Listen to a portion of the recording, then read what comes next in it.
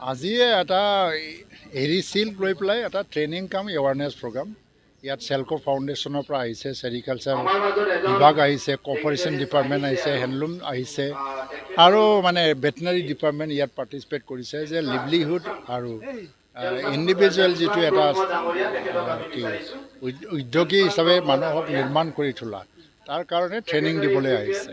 ইয়াত BTRত মানে প্ৰমোদ বড়োৰ নেতৃত্বত কোঅপাৰেটিভ ছ'চাইটিবিলাকৰ এটা মানে ফেডাৰেশ্যন বনোৱা হৈছে আৰু ফেডাৰেশ্যনৰ দ্বাৰা দি তেওঁলোকে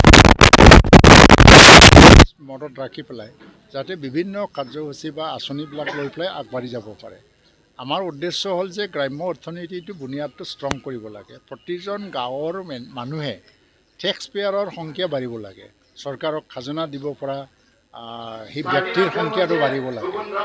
ইয়াত দুগ্ধ উন্নয়নৰ দুগ্ধ উৎপাদনৰ পৰা আৰম্ভ কৰি পেলাই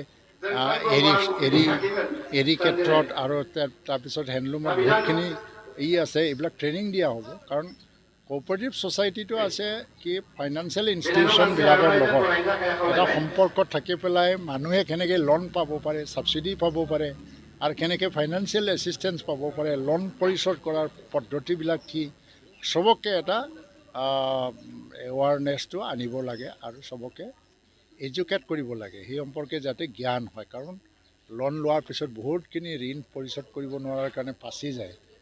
এইবিলাক যাতে নহয় আজিকালি আধুনিক যুগত, সেইটো কোঅপাৰেটিভ ছ'চাইটিয়ে কাম কৰিব লাগে। আৰু BTRৰ পৰা এৰী মিছনত ডাঙৰ এটা এমাউণ্ট তেওঁলোকে ইনভেষ্ট কৰিব গৈ আছে। ভাৰত চৰকাৰৰ পৰা অলৰেডি এৰী মিছনৰ কাৰণে পইচাও দিছে। এটা সময়ত 300 কোটি ঘোষণা কৰি গৈছিল দৰ্শনা জাৰদোছ বাইদেৱে, ইয়াতে বাক্সাতে কৰি গৈছিলে খাৰুৱা জানাত। তাৰপিছত তাৰ পৰ্যায়ক্ৰমত এইবিলাক পইচা পাই আছে।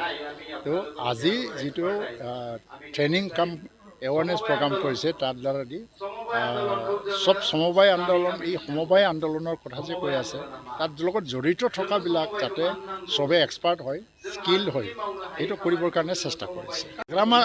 হাগ্ৰামাৰ কোনোদিন বেয়া দিন অহাই নাছিলে। 17 বছৰ শাসন কৰিলে ক'ত বেয়া দিন আহিছে? বেয়াটো আমাৰে আহি আছিল। তেওঁ তেতিয়া আমাক কোনো সহানুভূতিৰে চোৱা নাই, আমাৰ প্ৰতি ভাল দৃষ্টিৰেও চোৱা নাই, তেওঁ আমাক সহায় কৰিবলৈও চেষ্টা কৰা নাই। কাৰণ যিটো BTR চুক্তি হৈছিলে তাতে হাগ্ৰামাৰ সহায় বিচাৰিছিল, হাগ্ৰামাই নকৰিলে। হাগ্ৰামাৰ বেয়া দিন অহা নাই কোনোদিন। 17 বছৰ শাসন কৰি এটা এৰিয়াটো এই দলটো কেনেকৈ ক'ত মানে বেয়া দিন আহিছে? ভাল দিনে আহিছে। বেয়া দিন আমাৰে আছিলে, আমি যুঁজি আছিলোঁ। তো আজিও আমাৰ ভাল দিন বুলি নকওঁ, আমি ষ্ট্ৰাগল কৰি আছোঁ। মিত্ৰতা হ'বনে নহয় এতিয়া? কাৰণ মিত্ৰতা কাৰ লগত? এইটোতো মই কৈছোঁৱেই নহয়, এতিয়ালৈকে দুটা দলৰ মাজত আলোচনা এতিয়ালৈকে অহা নাই। এটা আপচুৱে এটা আপিল দিছে, আপিলটো হাগ্ৰামাই কেনেকৈ ওৱাৰি জনায়। আৰু আমাৰ কাৰণে সকলো দিশত আলোচনা কৰিবৰ কাৰণে খোলা। আজি মুখ্যমন্ত্ৰীয়ে BTR মিছন আৰম্ভ হ'ব নেকি বিজেপি আপোনাৰ লগত? নাই, মুখ্যমন্ত্ৰী এজনে অসমৰ চুকে কোণে যাব পাৰে আৰু বিজেপি এটা ৰাষ্ট্ৰীয় দল, তেওঁৰ নীতি নিৰ্ধাৰক আছে, এনালাইচিছ ৰিচাৰ্চ উইং আছে, তেওঁলোকে কি ভাবিছে তেওঁলোকৰ কথা আমিতো ক'বলৈ নাযাওঁ। কাৰণ BJPৰ লগত 2020তো আমাৰ মিত্ৰতা নাছিল, এইবাৰো নহ'ব। কিন্তু এইফালেদি ষ্টেটত মিত্ৰতা আছে, সেইটোতো চলি যাব। দিল্লীত মিত্ৰতা আছে, চলি যাব। এইটো এটা unique experiment of the politics. তথাপিও আমাৰতো কি হয় যে এইকাৰণে মই কৈ আছোঁ যে না BJPৰ লগত যুঁজিব লগা আছে, না BPFৰ লগত যুঁজিব লগা আছে। BPFটো ফেক্টৰী আজিৰ দিনত যদি তেওঁ মন বা চিন্তাবিলাক যদি সলনি নকৰে বা খালি যদি একেলগে বুজাবুজিৰ মাজত ইলেকশ্যন খেলিব লাগে, সেইটো যদি ওলাই আহে বেলেগ নাই। কিন্তু যদি তেওঁ অকলে খেলে আমাৰ কাৰণে ফেক্টৰ নহয় বেলেগ, আৰু কংগ্ৰেছটো একেবাৰে ফেক্টৰ নহয়। তো আমি নিজৰ লগতে যুঁজি আছোঁ।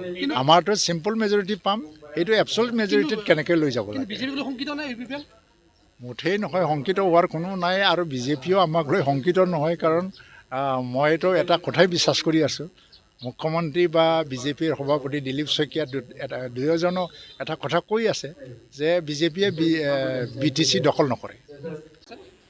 UPPL এতিয়া মই এটা কথা ক'ম, UPPL এক ছাইডত, বাকী দলবিলাক অন্য ছাইডত। চবেই UPPLৰ বিৰুদ্ধে যুঁজিব লাগিব। আমি আৰু কাৰো বিৰুদ্ধে নুযুঁজোঁ।